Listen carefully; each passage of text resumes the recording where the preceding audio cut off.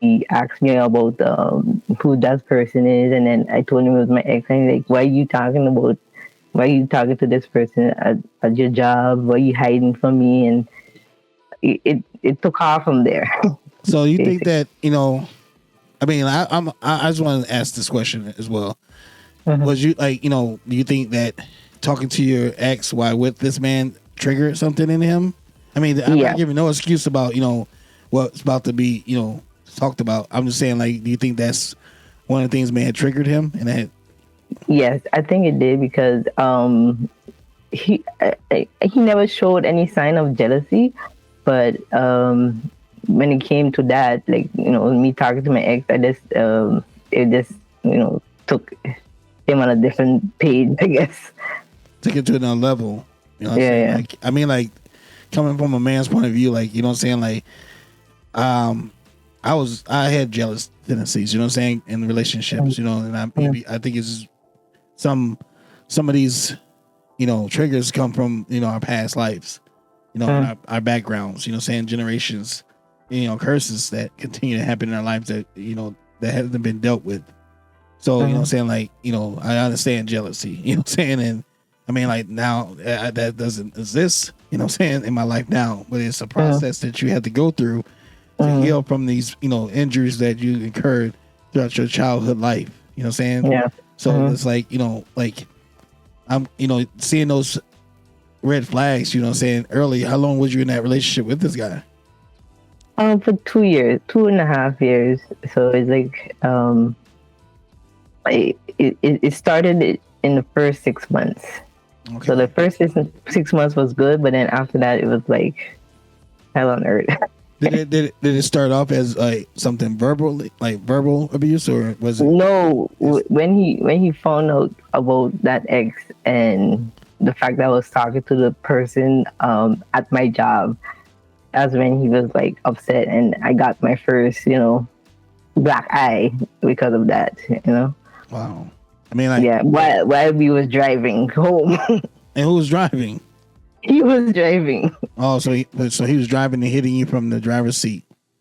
Yeah, well, this was one punch. It was just one punch, and it kind of like almost knocked me out because when you hear the ringing sound in your ear, so it was like Did you respond with violence, or how did you? No, I was so surprised. I was like, I had covered my eye. I was like, just like in shock. I was totally surprised because I never been hit in my life before, like not even by my parents or nothing.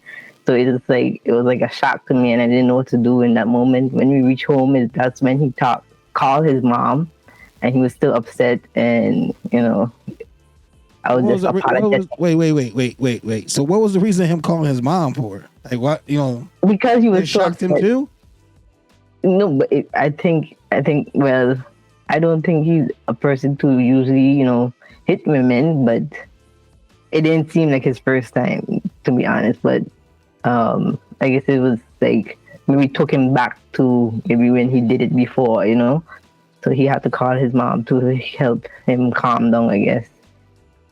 So I gotta ask this. So you were talking to the ex while you were with this guy, right? And so you feel that triggered him. How did he find out that he went? Did you? I was at work. I was doing my work, and then I saw him by the door, and he saw me on the phone, like looking at my phone. So I was like, like literally looking at my phone. So when I went to the car, he asked me who I was talking to because I was texting somebody, and that's when I told him I was honest. I was just being honest. And was this relationship with your ex, was that over with sincerely, or did you still? Yeah, it was over. It was over. It was just a friendship. I was just like encouraging him in like in life, like just trying to help him.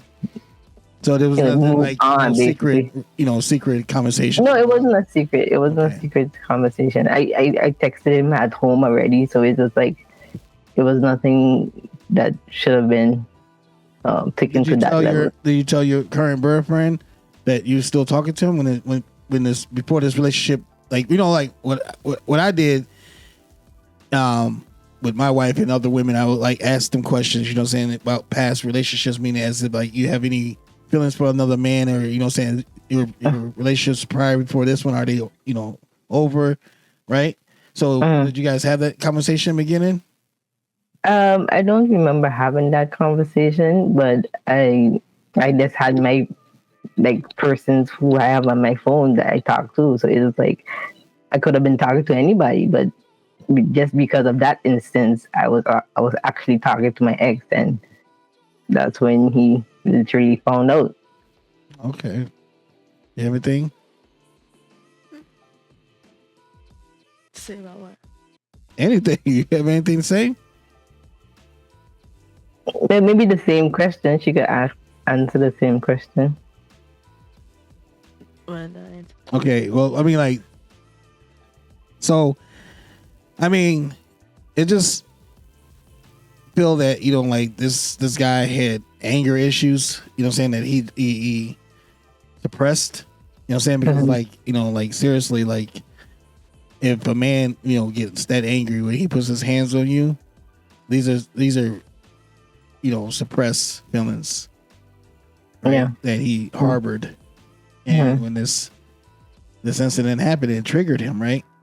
Yeah. And he, I think instead of having a conversation with you and talking to you, went straight to violence. Yeah, it went straight to violence. So like that's an issue, right? It's a problem that, you know, without men or women or whoever is doing the violence having dealt with the, you know, the feelings or the things that would hurt them in their past. You know what I'm saying? So they what happens that his parent or somebody he's seen or somebody that, you know, he knew or someone he loved probably hurt him in a physical way, right? Or, you know, had cheated on him, right? And that's why you're talking to this other person, your ex, trigger that, right? Because possibly, right? We can't say, you know, we're not trying to make excuses for anything, right? But like, we just have to, you know, seriously that women out here make excuses for these things, right? Because they blame themselves, right? So just to have an outlook of, you know, the whole story, just not having just one side of the story, right? So like these are why these questions are being asked, because like I just want to know that, you know, we understand that men have problems. Yeah, women have problems. I mean, you know, there's women that abuse men physically. Yeah, correct. So it's like it's not just a one-sided thing, but at the same time, it's happening to people too often, and it's not, you know, it's not addressed. So, I mean, Michaela, have you been, you know, in an abusive relationship before that I'm unaware of? Well, I've been into before, but the one that I was in for the longest was a 4-year relationship.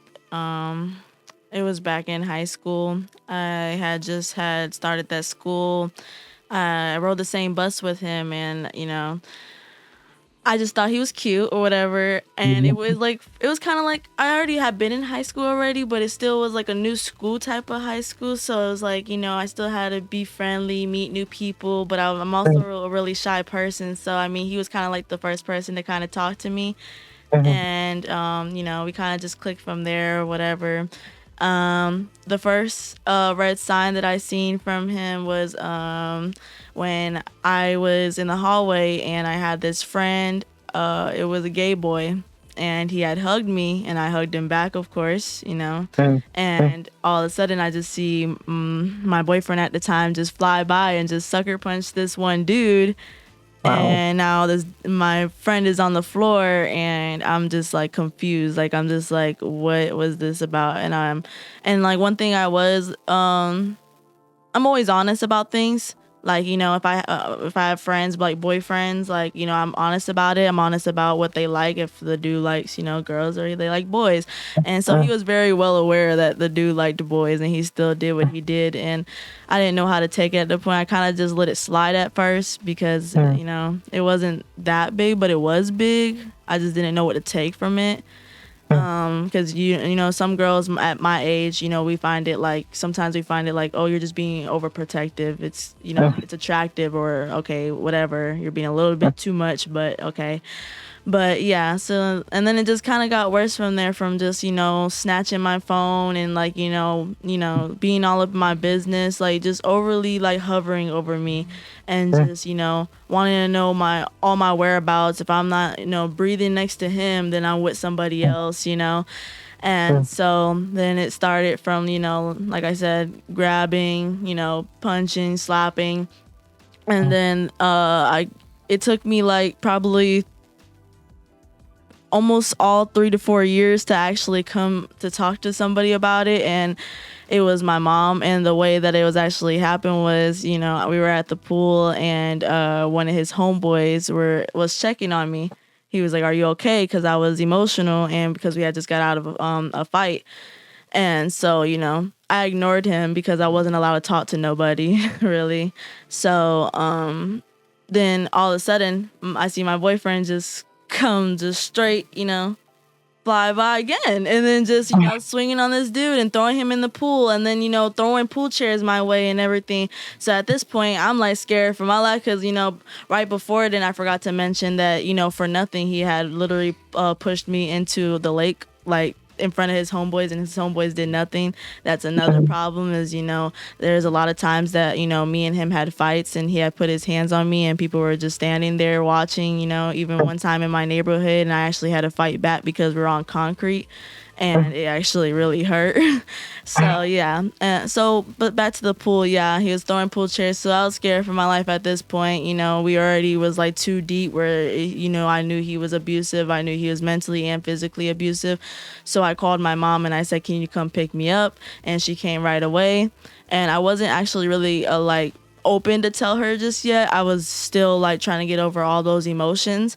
But then all of a sudden he's running towards the car, and he's like, "I didn't do anything to her. Don't listen to her, blah, blah, blah, blah, blah." So basically at this point, he kind of just told on himself because my mom didn't know what happened. And you're saying I didn't do anything to her, So it's just like, that's kind A of dead giveaway.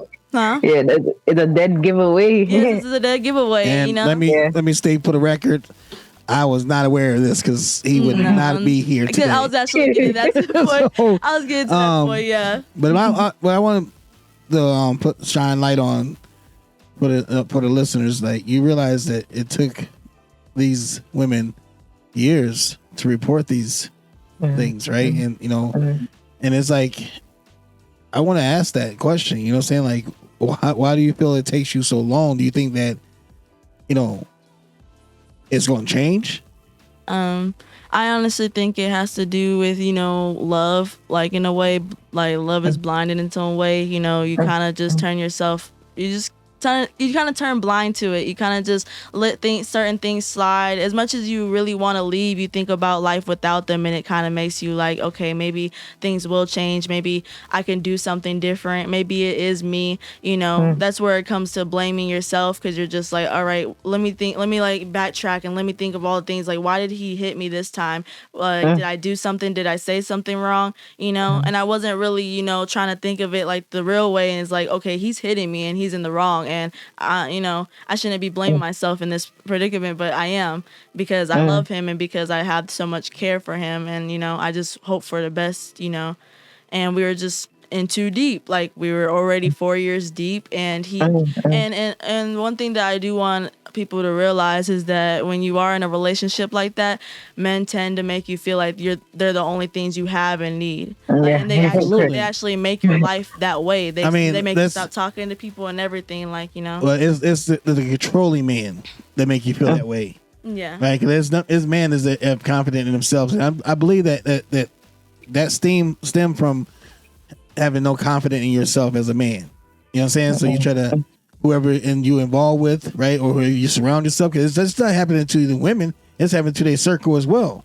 They're usually the bullies, or they're usually the tough guy, or the ones that always have the spotlight on themselves, right? Light of the poverty, right? So, T, why did it take you so long to report these things? Well, as I mentioned, the first time when he did hit me, it was like, okay, a shock. But then when it continued happening, then I was like, this is not right, It took me a while because he also threatened my family. He said if you tell him, he would kill everybody, and like stuff like that. Like he literally put fear in me. Basically, he put the fear in me um to not be open to anybody and telling anybody about it. So